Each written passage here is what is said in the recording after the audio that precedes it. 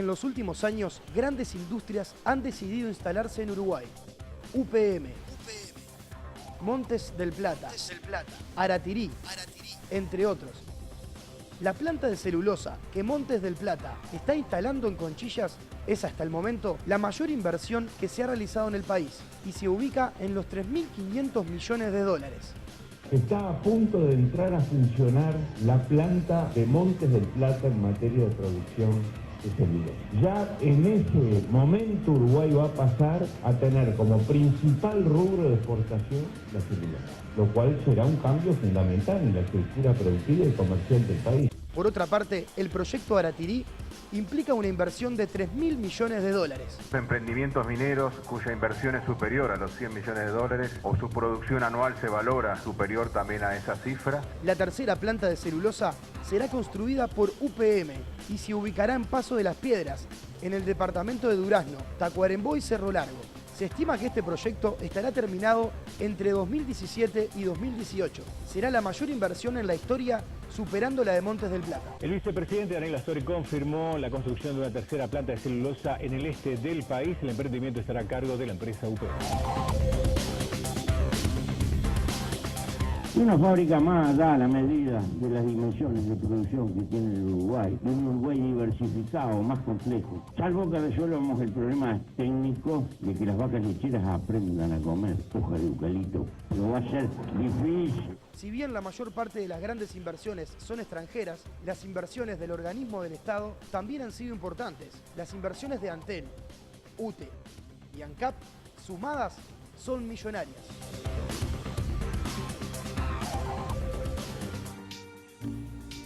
Sebastián, inversiones millonarias extranjeras que fundamentalmente vienen atraídos por los recursos naturales. Sí, inversiones extranjeras y públicas, de los dos tipos. A ver. Unas buscando las ventajas comparativas de Uruguay a nivel de recursos naturales y recursos humanos en algunos casos, y después las inversiones públicas vinculadas a temas estratégicos también, ¿no? Mencionábamos o veíamos en el informe la cuestión de las energías renovables, el tema de los hidrocarburos, el tema de las telecomunicaciones.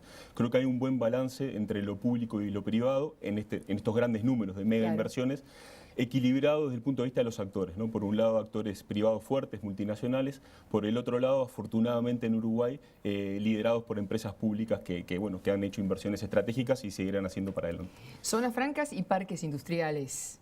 ¿Parece que una va en detrimento de la otra? No, son las dos válidas. Son estrategias complementarias. Lo que mencionábamos anteriormente, cada sector requiere de instrumentos diferenciales para su crecimiento dependiendo de la ubicación de Uruguay o la ubicación que Uruguay quiera tener en esa cadena de valor. Para los primeros pasos es muy importante contar en algunos sectores, en particular con zonas francas. Para sectores más maduros se puede pensar en estrategia de parque industrial u otras. No tiene por qué ser la instalación en un parque, puede ser en territorio físico más allá de los parques industriales o de las zonas francas. Y me parece que lo interesante de Uruguay es que ha recorrido un camino y estamos en una etapa de maduración para ver cuáles son los nuevos instrumentos que podemos generar. Estas grandes inversiones impactarán de aquí a 30 años.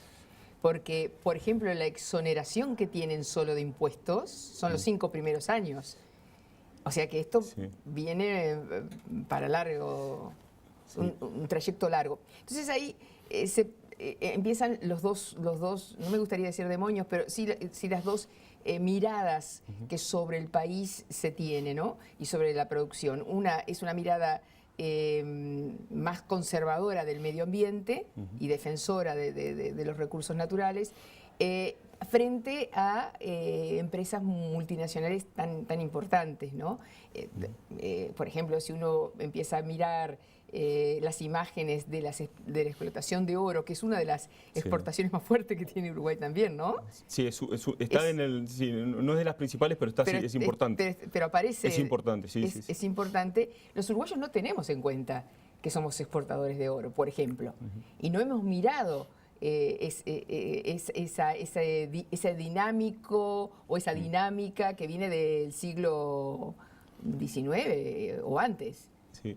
El tema del medio ambiente es un tema clave, no únicamente para Uruguay y vinculado a los nuevos emprendimientos, sino que vinculado a las reservas que Uruguay tiene de recursos naturales y el continente todo, ¿no? Nosotros somos un reservorio de todo lo que tiene que ver con, bueno, vinculado a alimentos, metales y energía. América del Sur todo es... Porque no se ha explotado todavía porque aquí, no ¿no? se ha explotado y porque hay una demanda muy alta a nivel mundial por esos recursos naturales. De ahí que el tema del medio ambiente que tú planteabas sea clave en el sentido de cómo nosotros tratamos de tener, por ejemplo, las tecnologías de punta aplicadas a eventualmente el procesamiento de esas materias primas. Para tener una idea... ¿Se resigna, se está resignando hoy el equilibrio? ¿Cuál es el balance? Sí. ¿Se resignó el medio ambiente en pos de las inversiones? Creo que la palabra clave ahí es equilibrio. Nosotros somos, desde el punto de vista del vínculo que tenemos entre los diferentes ministerios, en este caso Ministerio de Vivienda, Ministerio de Economía y Ministerio de Industria, unos fuertes convencidos de que se puede lograr un desarrollo industrial procesando materias primas. Uruguay es eso, la historia de Uruguay es eso, es lo que nos ha permitido desarrollar desde la sociedad de bienestar del principio del siglo XX hasta ahora, estos últimos 10 años de profundos cambios. Uruguay no puede darle la espalda a esos recursos naturales y debe de tener un cuidado y un manejo responsable. Se puede lograr el equilibrio, de nuevo, volviendo a países, imágenes o modelos posibles. Noruega es un buen ejemplo de eso, de que Uruguay puede llegar a lograr un equilibrio entre lo institucional, que sea, bueno, el procesamiento de agregado valor de esas materias primas, y el cuidado medioambiental. Para tener una idea del otro aspecto que tú señalabas en tu pregunta, cuando hablamos de números, ¿no? Si uno suma algunas de las... Yo estaba haciendo la cuenta mental cuando veía el segundo espacio que ustedes daban, bueno, sobre mega inversiones, y un poco iban repasando las diferentes. Uno va sumando a millones de dólares, ¿no? 3.000, 2.000, 2.000, 2.000.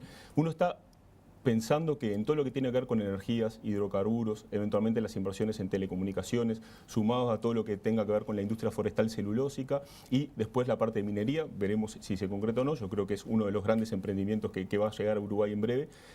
Uno suma la mitad del producto actual de Uruguay, o sea, unos 20.000 millones de dólares únicamente en inversión pública y privada para los próximos 20 años. El otro aspecto a señalar, cómo Uruguay se ubica de aquí al 2030. Eso es un cambio tremendo. Está por un lado la inversión desde el punto de vista directa, de lo que genera de empleo, pero sobre todo los encadenamientos a nivel de sectores. Ahí nos enfrentamos a un Uruguay distinto. En el 2030... de concretarse únicamente el 60-70% de algunas de las inversiones que listaba, claramente Uruguay se posiciona en otro nivel distinto al que tiene hoy. Así como Uruguay dio un salto desde 2002 para aquí, Uruguay puede perfectamente pensar en otro país posible si de concretarse estas inversiones. Y eso es algo que tenemos que trabajar de forma muy cercana, ¿no? ¿Cómo se reparte eso? Antes se hablaba... en las políticas neoliberales de la torta y del derrame. Lo que se derramara, si teníamos suerte que la torta se derramara, era lo que iba a quedar en la economía y en la sociedad. Ahora, la torta cambió y estamos esperando también el derrame. ¿Cuál es el reparto finalmente, no? Sí. ¿Cómo la sociedad se ve enriquecida con esto? Sí, el objetivo último de la política industrial es el crecimiento con equidad. Ese crecimiento con equidad se logra, por lo menos de forma muy sintética, a través de tres grandes acciones. Una son las políticas sociales a nivel de transferencias de ingresos, eso está muy vinculado a la política del MIDES. Otra es el fortalecimiento de los bienes públicos, otra agenda en la cual Uruguay tiene que seguir avanzando, educación, salud, vivienda. Y lo tercero es que ese derrame se da necesariamente en una sociedad desarrollada a través del trabajo calificado de mejores ingresos. De ahí la necesidad que tanto en el agro como en la industria como en los servicios, Uruguay pueda avanzar en ese segundo salto y derramar ingresos eventualmente de capitales extranjeros o de las propias inversiones públicas a través de salarios cada vez más altos vinculados a un empleo cada vez más calificado. Ese triángulo, políticas sociales, transferencia de ingresos, bienes públicos y políticas productivas a través de mejor empleo, creo que es la base para ese modelo de Uruguay que queremos de crecimiento con equidad. Ponemos la última pausa para retomar, porque tú nombraste varias cosas. Calidad de empleo.